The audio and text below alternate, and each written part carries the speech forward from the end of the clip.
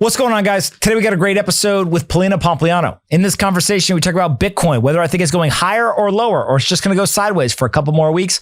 On top of that, we talk about the government printing money, what's going on with inflation, what I see as the biggest risk in the market. And then, of course, we get into stocks. Are they overvalued? Is there a big market crash coming? And what should you be doing as an individual investor? And who should you be listening to? Lots of spicy takes that you guys will all enjoy. Here's my latest conversation with Polina Pompliano. All right, Polina, what's the first topic? All right. The market is way up and we continue to hit these all-time highs. Are we due for a crash? Well, nobody ever knows if there's going to be a real crash. A crash to me would be like we're down 30, 40%. Okay, a correction. Well, of course, there's going to be corrections. You go up a little bit, you correct a little bit, you come back. But I don't think that what people are ultimately trying to get at is it sustainable what is happening in the stock market and with Bitcoin? And my point to them is it depends on what your time horizon is. But yes, I do believe it is sustainable. Now, why do I believe it's sustainable? Think about how crazy this is. In 2020 to 2021, we went up. In 22 and 23, we went down. And now we're back up again. So over a 5 or 6 year period, if your time horizon is shorter than 5 years for your investment portfolio, that's a whole different conversation. But over 5 years, it was not only sustainable, we just kept going higher over the medium term. And so I think that stocks are going to continue to go higher. 5 years from now, they'll be higher than they are today. Bitcoin, definitely going higher. 5 years from now, it'll be higher than they are today. If you go through all these assets, like they're going to keep going up. Why? Because they are never, ever, ever going to stop printing money. That is all that matters. You either understand that and you express it in your investment portfolio or you don't. But if you don't express it, you are going to take it on the chin. US dollar has lost 28% of its purchasing power since 2020. Wow. That's 28%? crazy. 28%. Most people are like, oh, since 1913, the US dollar has lost 99% of its purchasing power. Like, we got screwed. Oh my like, gosh. Homie, wake up. In the last 5 or 6 years, it has lost 30%. Okay, that's crazy. So now all of a sudden, you ask yourself, hold on a second. How many people? The stats all vary, but about half of US citizens hold 100% of their economic value that they have worked hard to earn, or the government gave it to them, that they have, has lost 30%. That's like saying I have $100 to my name. Now I can only buy 70 cents worth of goods or $70 worth of goods. Like, hello. I know. You got to become an investor. So you want to know why the income inequality gap is widening or the wealth inequality gap is widening? It's because we have an education problem. And guess what? The government is responsible for some of this. How many people would love to invest in private companies, but they can't because they're not accredited investors? Then how many people are being boxed out or significantly slowed before all these fintech platforms came along in getting stock brokerage accounts, in getting some sort of investment account? Thank God for the Robinhoods, Weebles, Public.coms, eToros, etc. Thank God for the Coinbases, the Krakens, the Geminis, the Binances, etc. Because those platforms now give people access to investment assets. And so you can look and see and say if 30% of the dollar's value has been lost in the last 5 or 6 years, you have to be an investor.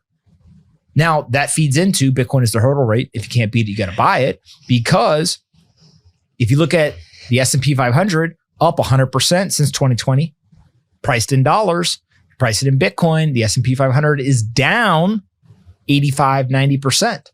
So it is all about relative comparison. What are you denominating the asset in? And ultimately, what we are living through is we are living through a transition period where a lot of principles that people thought were timeless, that people thought were safe, that people thought were prudent, are proving to be disastrous if you follow it.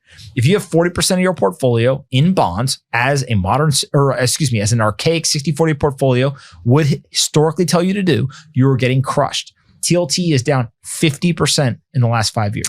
You are getting crushed. 60-40 portfolio does not work the way it used to work because they are debasing the currency at an accelerated rate. It's hurting treasuries. Then if you look at 1971 to today, the inflation rate, which is the debasement of the currency, has actually been 4%, not 2%. So when you calculate what is your return, here, you want to hear a crazy stat? Sure. Listen to this. This one's going to blow your guys' mind. New study from JP Morgan, 2002 to 2021, I believe. The average investor return, 3.6%. The average investor, the S&P during that period, 9.5%. So the average investor underperformed the S&P 500. That's bad. But you want to know the craziest part of that story? If you earned 3.6% per year, which is what the average investor did, the debasement rate of the currency at that same period was 4%. That means that the average investor actually had a negative real rate of return for 20 years. A negative real rate of return. They did not outpace the debasement of the currency. You want to know why the average family can't survive? Do you want to know why people can't afford things? Do you want to know why the average person is struggling? It's because of that. They are not able to grow their salaries or their wealth in their investment portfolio at a faster pace than the debasement of the currency. And so they fall further behind. And it's the people who understand this stuff, the people who know how to invest, they're the ones who get ahead. And that is the story of citizens in America, the affordability crisis, the housing crisis, and all of the wage growth is all told in that one thing. The average investor from 2002 until 2021 actually had a negative real rate return on their investment portfolio, and they got crushed. Well, I think people are comparing what's happening today to the .com bubble bust. But are you saying that it's not going to bust like that because the government just keeps printing money? Well, there's a couple of things. So the .com bust happened because the companies were all fake. Well, okay. So everyone's like, oh, the S&P 500. Oh my God, right. Look, the S&P 500 is going up so fast. Well, ladies and gentlemen, but how do you why is it going up? How do you know it's not frothy? Like, it feels frothy to me. Here's a great data point. Did you know that this year, the Mag 7 has gotten cheaper on a valuation basis? Their earnings have grown faster than their stock price. So actually the Mag 7 is cheaper now than it was at the beginning of the year. Okay. So why is that important? Mag 7 is driving majority of the S&P 500 return. Basically, the 490 companies at the bottom of the 500, they ain't doing anything. They're not performing. It's the top 10 companies. So if the Mag 7 got cheaper, that actually means that the companies that are driving the return are more attractive today on a valuation basis than they were at the beginning of the year. So everyone's like, it's frothy. Well, like, hold on a second here. I talked to Jordy Visser last weekend on Saturday. What'd he say? Earnings don't lie. These companies, look at Facebook's last earnings report. They are printing money. Bang out performance. And so when you look at that, you say to yourself, hold on a second here. What is everyone talking about? It's frothy. It's this, it's that. Are you guys looking at the same thing I'm looking at? Because all I see is global M2 money supply is going to the moon. And guess what asset prices are doing? They're repricing.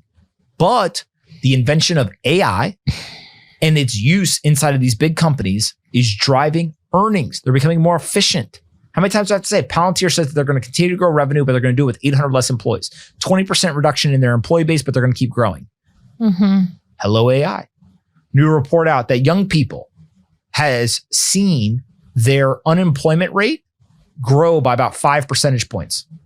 Young people can't find jobs at the same rate that they used to be able to. What happened? AI is replacing their entry-level job. So you start to say to yourself, the AI story is actually driving productivity and earnings growth. If that is happening, then of course the company should be worth more money. And so if the Mag 7 is cheaper today than it was at the beginning of the year on that valuation basis, it's not frothy. You could start to make the argument that actually the company should be valued at more than they are right now because they are growing faster and their earnings are actually proving out what they've been saying. It was at the beginning of the year, maybe there was some frothiness. And so my guess is we go higher. Oh gosh. Okay. Well, let's talk about Bitcoin and its role in this situation. Higher. most Bitcoiners expect the US to buy Bitcoin, but Scott Bessent sent some mixed messages last week on a news hit with Fox Business. There was a Bitcoiner meltdown. Then he had to go clarify his comments. Well, tell us about what's going on here. I think he said the truth. What is the truth? So I do think that the United States will buy Bitcoin at some point, but I think that right now they got a whole bunch of stuff they're trying to work through. I was of the opinion earlier this year that they for sure were going to buy Bitcoin. Yeah. I think they thought they were going to buy Bitcoin. Why are they not? Well, I think that they now realize that there is quite a bit of legislative checkboxes that they need to do in order to buy the Bitcoin. And so when you go in and you're like, hey, we want Bitcoin on our balance sheet. Okay, well, let's stop selling the Bitcoin that we've confiscated. If we confiscate more Bitcoin, we're not going to sell that. Okay, that's a good start. They said, we have plans to buy more Bitcoin. Great. But doing it requires legislative approval. And I think that that is going to be a little bit harder. And so I do think that they will do it. I just don't think it's going to be a short-term thing because of the mechanics from a government perspective. Are you disappointed? No, I think that we all are learning at the same time. So if we didn't know that the legislative component of it was there, yeah, it'd be super disappointed. They said they were going to do something, they didn't do it. Now that is becoming clear because there's lobbyists, there's lawyers, there's all these people who are voicing their opinion. Could that be an excuse? It could be an excuse, but I think that I've talked to enough people from a political standpoint, especially lawyers who are like, yeah, you're going to need Congress to sign off on this. Right now, whether that's true or not, whether they decide to go to court over it, they have options. But it sounds to me like that is what people believe is that Congress is going to have to sign off on it. So it's going to take a longer time to be able to do it. And I'm not an expert on Washington D.C., but if you have only so much political capital, do you want to expend it on buying more Bitcoin, or do you want to expend it on the one big beautiful bill or, other things like that. I think that's the, calculation that's happening. But I do think the United States will buy Bitcoin at some point. It just seems like maybe it's a little bit further out than we originally thought. Today's episode is brought to you by Figure. They're the largest non-bank mortgage lender in the United States with over $15 billion unlocked on their lending platform. They've just lowered rates on their Bitcoin and Ethereum-backed loans to 8.91%, improving their already industry-low fixed-rate 50% LTV loans. They keep building as well, being the only major CBL player to launch decentralized MPC custody to protect against single entry failure. And they just removed interest deferral fees entirely so you can let Bitcoin price appreciation pay for your loan over time. What is MPC decentralized custody? It's a Bitcoin or ETH on-chain wallet with multiple key shards to protect you from single entity custody failure. You can always see your crypto ownership in a segregated wallet and verify your collateral hasn't moved. Whether you're funding a major purchase like a down payment on a home, investing in new opportunities, or even buying more Bitcoin, Figure makes it straightforward and transparent. Visit their app or click my link below to take out a Bitcoin-backed loan with Figure today. So VanEck has this price prediction for Bitcoin that it's going to be $180,000 a coin by the end of the year. What do you make of that? That's a little bit more bullish than I've been saying. I think the number that I've put out there publicly Well, you've put out a number. Oof. Well, maybe a year and a half ago, somebody asked me and I said, look, I don't know, right? So to be clear, I'm not predicting what's going to happen.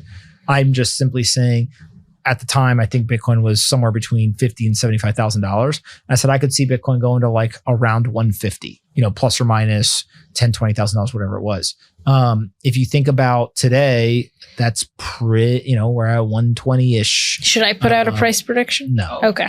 I think that, 150 still seems reasonable. I mean, I hope it goes much higher than that, right? I see plenty of people saying it's going to 500,000 or a million or 300 or, whatever. By the end of the year? Listen, people, who knows? Larry Fink wakes up, hits the green button. You never know what could happen. But from that standpoint, I just think that 150 seems good. 180 doesn't seem insane. If you think about it, that would be a 50% increase in price from where we are now. And the holidays are coming. What does that have to do with Bitcoin's price? The grandmas at Thanksgiving start buying. Do they? Yeah. Yeah. Q4? Q4 is always the Q. Fourth quarter, right? Well, yes, but that's always the Q that really. Real ones know. Fourth quarter. I know. That means we're going to come back. What? Like the fourth quarter, we're going to come You're back. talking about like sports? Yeah. Well, no, it's just it's the fourth quarter. So people are like, it's like the last quarter. So they hold up, 4 quarters. But that's because you're down and you're about to not come. necessarily. You could be winning. You could be like, we're going to close it out. I see. But in Bitcoin terms, in best business show terms, fourth quarter means we're going up. It means the grannies are coming. Yeah. By the way, we were right. Fourth quarter. We blow off top in the fourth quarter of 2021. We were. I don't understand this. this. Right? Yeah. I mean, to be real, we nailed that. Who? Best business show, fourth quarter. Oh, you guys would say that. But we would all hold it up. Me, Joe, John, Yes, whoever, fourth quarter. I watched it every day. Yeah. All right, what's the next thing? Okay. All right. Let's talk about memes and how the meme is the message. Wall Street sat on the sideline for a decade as retail ran up the price of Bitcoin, and now we're watching the continuum of meme world dominance. Sorry. Thank you, Matt. Yep. So in the past few weeks, Open Door, Eric Jackson has led a mutiny of shareholders who are displeased with Open Door's performance. And then, Open Door CEO stepped down because of pressure from retail and the public. And then tell the whole story. Yeah, just go ahead. Open Door. So once upon a time, a company that went public via SPAC, then fell a lot. It was trading at 51 cents, I think was the bottom. Around 56 cents, Eric Jackson came out. He runs a small hedge fund in Canada, who previously had called attention to Carvana before it went on an epic run. Okay. He's got some credibility. And he came out and he basically laid out a thesis that Open Door should be worth a lot more. And I think his target was $82 a share in 2027, 2028, 2029, something like that. And if stock's trading at 50 cents and it goes to $82, that's a lot. And so people obviously were like, hey, what's this guy talking about? And so they started to pay attention to it. And pretty much what people uncovered was it was a company that had been bleeding. And so Carrie Wheeler, who was the CEO at the time, she used to be CFO. She stepped in as the CEO. I don't think she gets enough credit for stopping the bleeding. Right? She stabilized the business. It's kind of like if you come upon a victim and you're a paramedic, what's your first job? Stabilize the victim. Then we'll worry about everything else later, right? Stabilize the victim. If they're dead, doesn't help. So that's what she did. She basically prevented the business from dying. From there, what did they do? Not much. And so that was basically what Eric and some of the retail people started to yell and scream about it. Now I saw what they were doing and I decided I was going to dip my toe in the water and, buy some shares. And then I invited the CEO for an interview. Listen. People were saying she's not doing a good job. Some people were saying she's doing a good job. People were asking me what I thought. I said, I never talked to her. How do I have an opinion as doing a good job or not? I got to talk to that person. So she agreed. 2 days later, she stepped down. Not because of the interview, just she stepped down. I did get asked whether I should do a post-game interview. I decided not to do that. That'd be funny. For Q4? Yeah. Q4? No, that'd just be overtime. Oh. I was like, post-game. And so they're going to go find a new CEO now.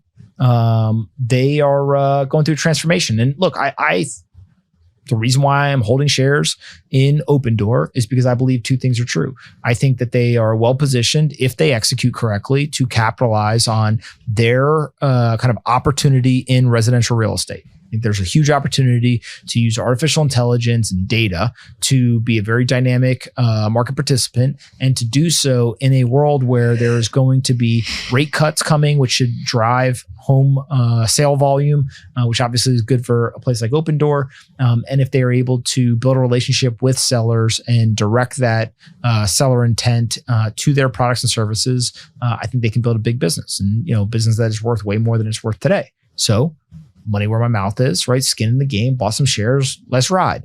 Now, the other thing is I'm a very big believer in the power of the crowd. And I think that we saw that with Bitcoin. I think we're seeing that now. What people are calling is this is like kind of like the first retail activism campaign where people are advocating for changes inside of a business. And I just always think that the hive mind of smart people on the internet who are obsessed with something will eventually figure it out. And so I'm very impressed with the hundreds, if not thousands, of product ideas, communication feedback, just all this stuff. And so there's a lot of people who are pointing at Open Door and like, oh, it's a meme stock. It's this. Like, I don't think so. I think this is a real company where if a hedge fund was doing this, no one would be like, oh, it's a meme stock. They'd be like, no, the hedge fund is doing an activism campaign to drive improvements in the business to unlock shareholder value. So this is like a retail activist campaign. It's decentralized hedge fund. Everyone makes your own decisions. You want to invest, invest. You don't want to invest, don't invest. You want to buy some shares and then sell them the next day, do that. You want to buy shares, hold them for, like, everyone make your own decisions. Everyone's adults in the room, right? Not financial advice, entertainment purposes only, public conversation. Everyone make your own decisions. What better way to create the power of the crowd? Everyone's got an economic incentive. Some people, by the way, don't believe that the activism is going to work. And so they're short. That's how a market gets made. You got people who are long, you got people who are short. That got a market. Nice. But at the same time, you have the collective intelligence of a lot of people who are all working together to try to figure out how do we improve this business. And frankly, some of the ideas are really dumb. Some of the ideas are really, really smart and everything in between. But that is what happens, right? It's like, just like inside of a company, you bring a bunch of people in a room and you say, all right, we're going to brainstorm. How do we improve our business? Well, if you only have 10 people in the room, they got the advantage. They work in the business. They know the data. They probably have industry expertise and experience and things like that. But now what you have is you've got hundreds, thousands, maybe tens of thousands of people who are all collectively brainstorming, what can we do inside this business to make it better? That's pretty powerful. And I think that people are drastically underestimating what can happen to a business when they embrace the retail activism and they are able to actually improve the business. So if you just embrace the retail interest, but you don't improve the business, doesn't matter. And what's interesting about this is that it is a product that a lot of these shareholders use, right? It's a consumer product. So it's potentially easier to critique and find ways to improve it. Almost every day now, I'm seeing somebody tweet at different members, whether the chief product officer, the new leader of Open Door, et cetera, saying to them, hey, there's a bug here. There's this issue here, whatever. And these folks are responding on X, and then they're going and they're fixing it. That's what you need. Like this is, there's something that is a peacetime CEO and a wartime CEO. We need a wartime CEO. We need a wartime executive team. We need a wartime board. We are at war with stasis. And so you've got to be able to go and actually drive momentum into this business. How do you do that? You increase the velocity. When somebody says there's a problem, fix it. Fix it immediately and go back to them and tell them we fixed it. How quickly can you do it? Don't take days, take hours. Don't take hours, take minutes. How quick can you get the velocity in this business going? And guess what's going to happen? If they start to improve the business, all of a sudden, higher quality talent is going to start saying, you know what? I wasn't thinking about working at Open Door, but now I'm interested. Yeah. I'd love to go there. Right? Oh, you know what? A lot of investors start to say, hey, you know what? That's interesting to me. Maybe I'll buy some shares. Right now, capital becomes more abundant. You can change a business. You can improve a business. But it's just funny that it started with memes. Memes are the message. Like everything is a meme. Look, I wrote about it the other day, maybe today, whenever it was. Berkshire Hathaway is the boomer meme stock. People hate when I say that, but it's true. And I got proof now. I said it before he stepped down. Now Buffett steps down, stock's down 10%. What changed about the business? Nothing. What changed about the economy? Nothing. Everything's gotten better. Why isn't the stock up? Oh, it's because it was a meme stock and the meme lord stepped down. And so the meme is dying. And so you get, that was the Buffett premium, AKA the Buffett meme. It was worth 10% of the company's market cap. Yeah. So when he steps down, now that premium goes away and you just have Berkshire's assets. Right? Now, you are going to see this everywhere. And memes, by the way, direct a lot of dollars. Buy a home rather than rent. Not always actually the smartest financial thing to do, but great meme. That meme gets passed from generation to generation and people all want to go and actually buy a home. And so I just think that memes are significantly underrated. By the way, if you don't like the word meme, then talk about the word narrative. The narrative is driving dollars. Of course, that's how it's always worked. And so whether it's Tesla trying to convince people that they're going to build an electric vehicle, whether it's Palantir saying they're going to use AI to do all this predictive analytics, whether it is a company like Facebook at time that said they were going to connect the world, whether it's any other stock, they have a narrative. They have a meme that they are trying to educate the market on. And when the market starts to believe the meme or the narrative, capital flows. Today's episode is brought to you by Bitcoin IRA. Are you a crypto investor with a retirement account but don't have any crypto in your retirement account? Listen up, this is for you. Bitcoin IRA is revolutionizing the way Americans save for retirement by helping smart investors diversify their savings with access to over 75 cryptocurrencies. With world-class customer service, military-grade encryption, and a vertically integrated licensed trust company, it's no wonder more than 200,000 Americans trust Bitcoin IRA to secure their financial future. Get started. It is quick and easy. It takes just 3 minutes to open an account.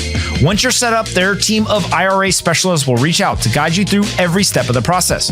Whether you're transferring an IRA from a legacy bank, rolling over an old 401k, or starting fresh with a new contribution, the Bitcoin IRA team is here to help you get access to real crypto in your retirement account. And here is the best part. As a Pomp podcast listener, you can earn up to $1,000 in rewards when you add funds to your account before tax day. Search for Bitcoin IRA in the App Store or visit bitcoinira.com/pomp to join 200,000 Americans on their journey to upgrade their retirement. That's bitcoinira.com/pomp to upgrade your retirement today. Yeah. Let's talk about inflation.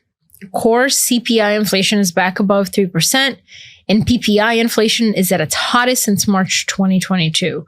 Should the Fed still cut rates? Yes, the inflation data is wrong. What? Yes. Oh, because Trueflation has it right? The inflation data is wrong. It's that simple. Trueflation right now is oscillating between 1.98 and 2.02. Has been for a while, which is lower than it was in December.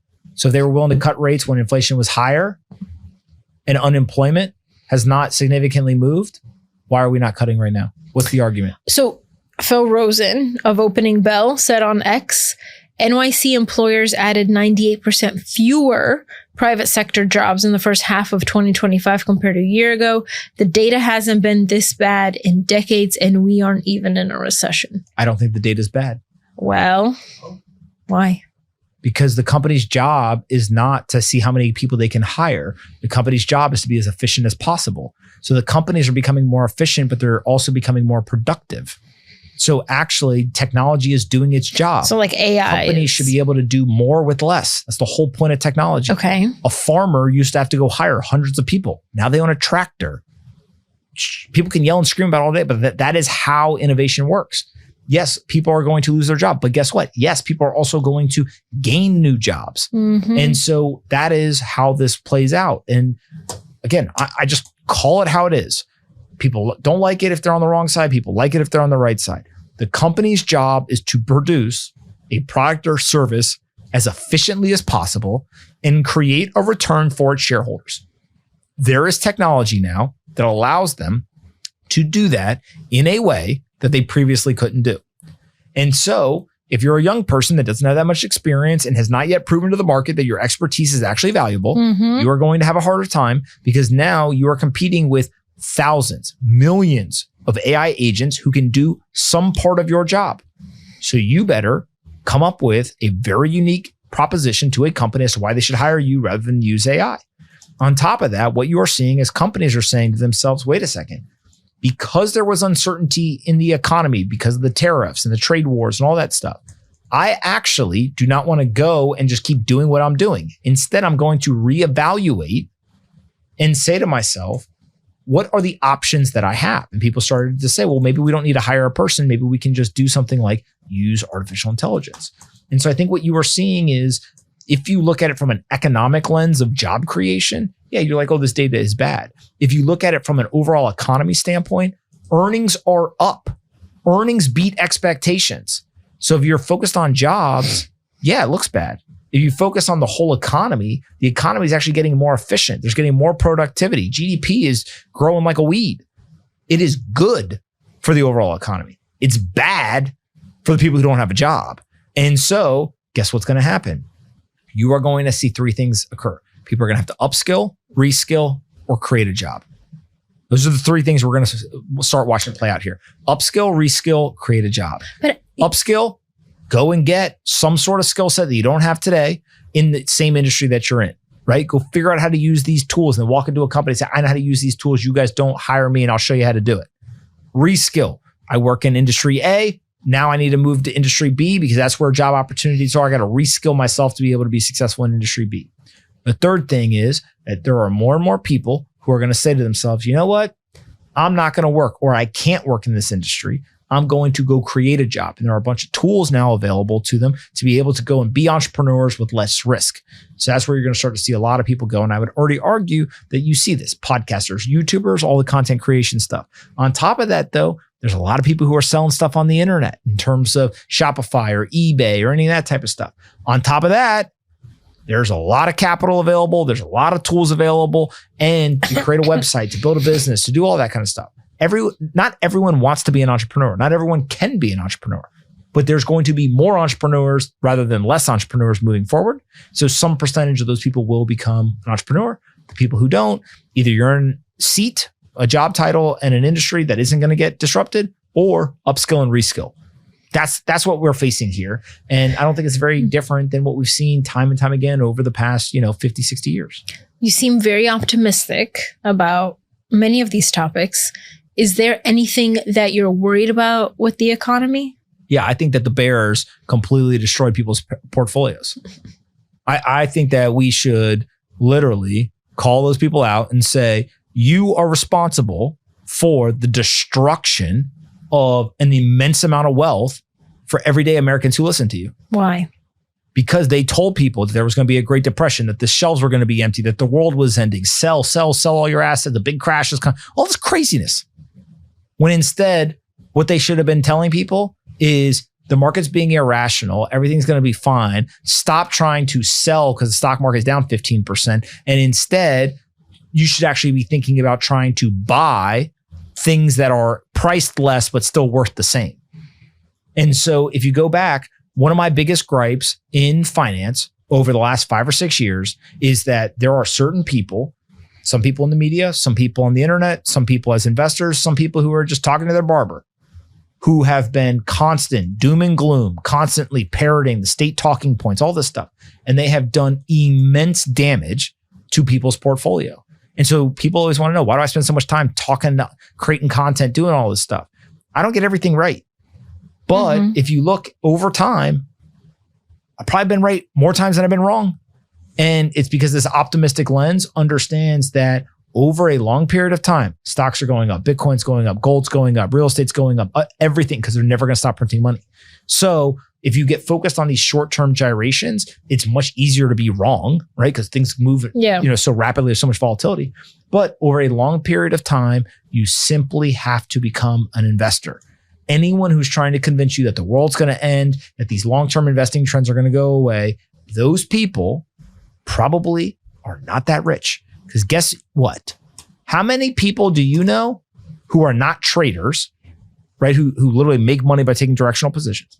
How many people do you know that are wealthy, that were telling people the world was going to end and they were selling all their assets? How many people in the Forbes 400 list sold all their stocks in April? I think I remember when all the tariff conversation was happening, we talked to someone who works with a lot of wealthy people. And she said that only one client of hers was selling. Of course. I know exactly who it was. That person's a private banker. She's got really, really big clients. And she said they were all buying. Yeah, which I thought was surprising. So think how crazy that is. The rich people were buying, but everyone was being told in the public narrative that the world was ending, shelves were going to be empty, sell. So that's actually what I think is the risk. The risk I see is that people listen, they don't watch. Because if you watch and look at the trends, look at the data, you will know that these things are going up over the long run, right? Again, the average investor from 2002 to 2021, the average investor, 3.6% return. Horrendous. How many of those people were buying at the wrong time, selling at the wrong time, doing all this stuff? All you had to do is hold the S&P 500, 9.5% return. So what are we doing here, right? Is if you think you're smarter than the market, you better be damn sure you're smarter than the market. What we're finding out is that most people aren't, right? By the way, I'm not saying I'm smarter than the market, right? How have I generated this? I bought Bitcoin, right? It's pretty simple. It's like Bitcoin's a hurdle rate. You can't beat it, you got to buy it. right? Now I haven't made some other investments here and there. Some worked, some didn't, whatever, right? But like that's the game. And so I just think that it comes back to this idea of the biggest risk for the average person is that they listen to the people who are telling them how the world is going to end. Well, It's not. yeah. And it also depends if you're looking at it short term or long term. Again, it goes back to if you're looking at it short term, then you don't understand finance, right? If you are trying to trade in and out of assets, if you are trying to, I think the market's going to go down tomorrow. Let me sell today and I'll buy back tomorrow lower. Like now you are just a trader. Yeah. And I always go back. How many people on the Forbes 400 list are traders? Not that many. You know how most people got really, really rich? They built a business. They held it for a long time. They reinvested the profits into investments. And True. They held those two. And so there's a playbook. If you don't want to listen to it, that's fine. You can do whatever you want. But why are you so much smarter than the millions of people who came before you? Is diamond hands still a saying? Of course. Oh, okay. Well, just have diamond hands. Yeah. Well, if you have diamond hands, then you can make fun of all the lettuce hands. Not scissor hands. Scissor hands. You remember Edward 40? Edward Scissorhands. Yeah, but wasn't there like a Edward 40 hands? You know what that is? Oh, where you tape your things. I went to college. I know. You ever do that? No, why would I ever do that? I'm not a frat boy. Oh. Okay. This is all we have for today. Diamond hands. Thanks, everyone.